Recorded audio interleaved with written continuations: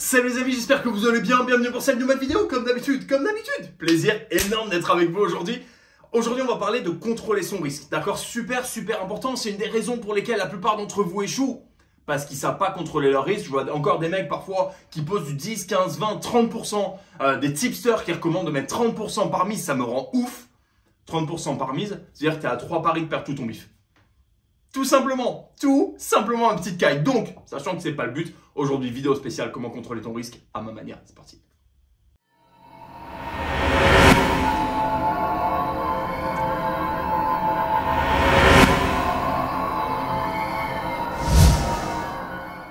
Avant de commencer cette vidéo, les amis, n'oubliez pas de vous abonner à la chaîne, de partager l'amour, de partager la vidéo.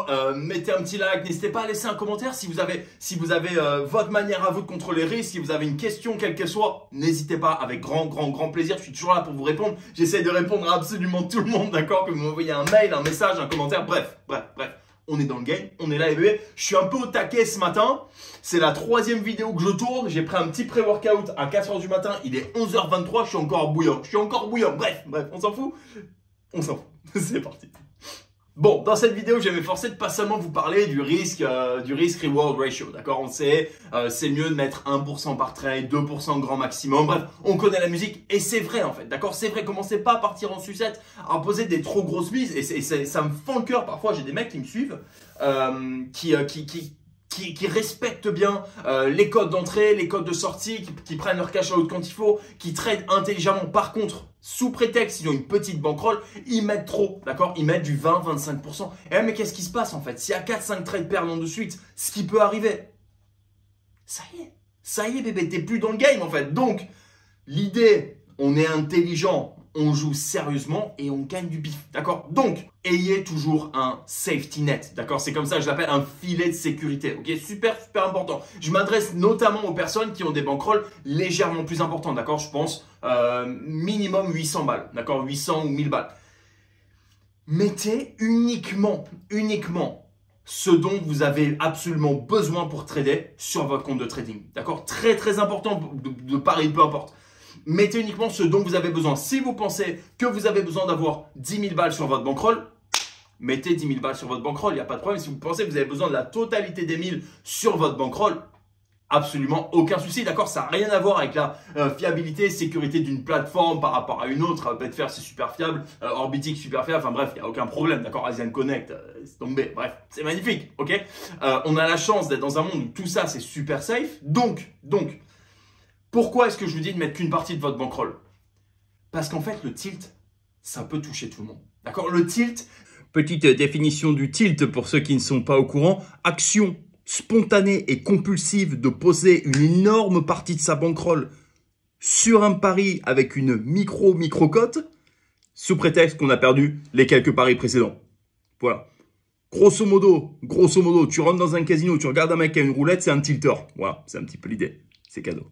Le tilt, ça peut faire du mal à tout le monde, d'accord? Et je suis bien placé pour le savoir, ça m'est déjà arrivé par le passé. Bon, c'était pas des tilts énormes, mais de dévier un tout petit peu, de mettre un tout petit peu trop. Je l'ai regretté tout de suite en fait. Pourquoi? Parce que déjà, ça a affecté ma discipline. Donc déjà, j'envoie un message à mon cerveau qui dit « C'est bon, si tu fais ça, ça passe quand même. » Parce qu'en l'occurrence, le trade était passé. Donc j'envoie un message à mon cerveau qui dit « Si tu sors de ta discipline, t'inquiète pas, tu vas te gaver quand même. » C'est pas bon bébé, j'ai arrêté de trader pendant une semaine, c'est pas compliqué, je me connais, je sais que je suis le mec qui va poser 5000 sur le rouge au casino, je sais que je vais partir en couille, d'accord? Bon, bref, on va dire que tu as une bankroll relativement moyenne, d'accord? À 5000, ok? Très bien.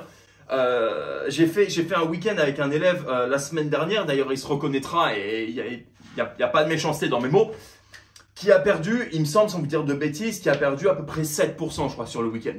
Bon, certes, ça fait chier. C'est pas le but, d'accord? C'est comme ça. C'était un mauvais week-end. Il a pas pris les bons trades, pas au bon moment. Enfin bref, peu importe, ça arrive. Qu'est-ce qui se passe dimanche?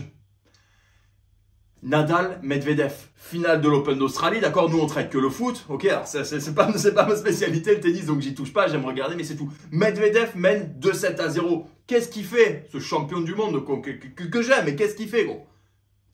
Il pose 3000 sur Medvedev. Pourquoi? Parce que Medvedev mène 2-7-0. Il se dit, C'est dans la boîte. Nadal était en train de se faire manger le museau. Il se faisait marcher dessus. Il s'est dit, c'est bon, c'est dans la boîte. Cote à 1,08. Bam, bam. Je vais me gaver. Nadal a gagné 3-7-2. Il a posé 3000 balles dessus. 3000 balles. 3000 balles pour gagner, même pas 300. Je lui coupe Internet. Je lui coupe Internet. Ça m'a rendu ouf. Ça m'a rendu dingue. Bref. Donc c'est pour ça. Ne mettez pas toute votre bankroll. Ça vous empêchera de tilter complet. D'accord? Ça peut arriver. On n'est pas des machines. D'accord? On reste des êtres humains. Ça peut arriver de tilter. Je veux pas que ça vous arrive. Bon, ok, je me suis un petit peu étendu sur le premier point. Deuxième point. Adaptez votre risque au nombre de matchs pour la journée. D'accord? Alors, écoutez-moi bien, c'est un petit peu particulier. Si vous avez 1 ou 2 matchs à jouer, vous vous dites, je vais mettre du 3% par trade, 2% par trade. Ok, très bien, il y a 2 matchs à jouer. Bon, risque maximal si ça perd, 4%. Bon, pas génial, mais ça va. D'accord? Si jamais ça gagne, forcément, c'est exponentiel. Pour autant, quand vous arrivez au week-end, s'il y a 8 matchs dans vos sélections que vous avez envie de jouer, vous risquez plus de 2% en fait. Vous risquez potentiellement 16% sur votre journée. 16% sur votre journée, c'est juste énorme. Donc, mon conseil pour le risque, 2% la semaine sur vos trades ou alors quelle que soit votre mise de base, d'accord? 2% la semaine quand vous avez 1 ou 2 matchs dans la journée.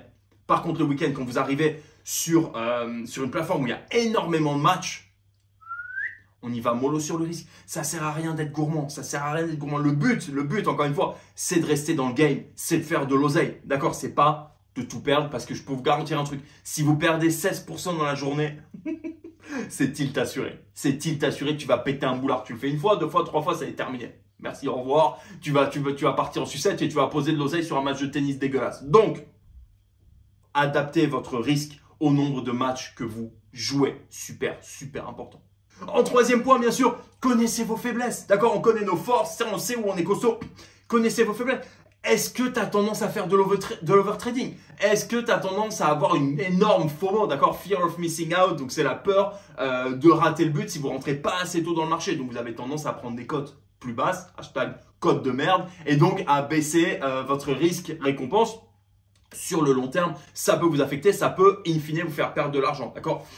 Si vous connaissez vos faiblesses, si vous savez que vous êtes comme ça et que c'est trop compliqué pour vous, que vous n'arrivez pas à vous retenir, faites-le intelligemment. D'accord? On va dire si par exemple, si vous avez tendance à mettre 2% par trade, si vous rentrez sur un trade qui n'a pas sa place dans vos sélections, qui n'a pas sa place et vous le savez au fond de vous, vous le savez quand vous jouez, moi je le sais, d'accord? Vous le savez quand vous jouez, mettez 0,2, 0,5%, soyez intelligent, mettez une micro-mise qui va vous autoriser à parfois un petit écart, d'accord, c'est pas grave. Regardez, c'est comme les mecs comme moi. Si je mets mon nez dans une boîte de cookies, ça y est, c'est terminé. Je l'ai défoncé en 10 minutes, d'accord.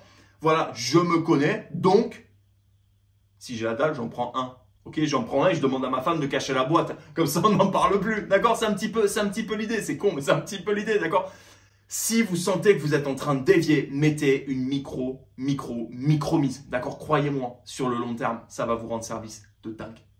Voilà les amis, c'était juste en 3 points. Petit récapitulatif très rapide. Ne mettez pas toute votre bankroll, ça va vous éviter de tilter comme un malade mental. Deuxième point, adaptez votre risque au nombre de matchs que vous avez dans la journée. Encore une fois, si votre bankroll prend un choc, ça peut vous faire vraiment mal psychologiquement et vous allez avoir tendance à surcompenser.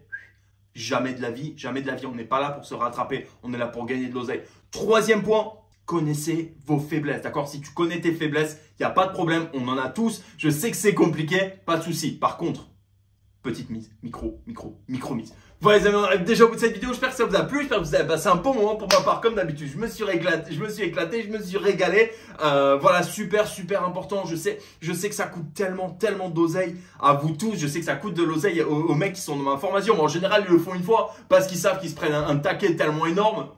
Terminé, merci, au revoir, d'accord? Donc, si vous ne faites pas partie de la formation, et d'ailleurs même si vous faites partie, c'est un bon petit rappel, mais si vous ne faites pas partie de la formation, soyez prudent, d'accord? Si vous entendez des tipsters vous dire mettez 10, 15, 20, 30 unités, pas du tout. Pas du tout. Et je l'entends beaucoup avec les martingales, etc. Je ne vais pas tarder à vous faire une vidéo sur les martingales, d'ailleurs. À chaque fois que j'essaie de tourner la vidéo, je me mets à trembler et je commence à me vénérer. Donc, ça va pas tarder à arriver, mais faites vraiment, vraiment attention. Contrôlez votre risque, contrôlez votre bankroll, contrôlez votre oseille. Bon les amis, c'est là-dessus que je vous laisse. Comme d'habitude, faites attention à votre position. Bon trading. Faites de l'oseille.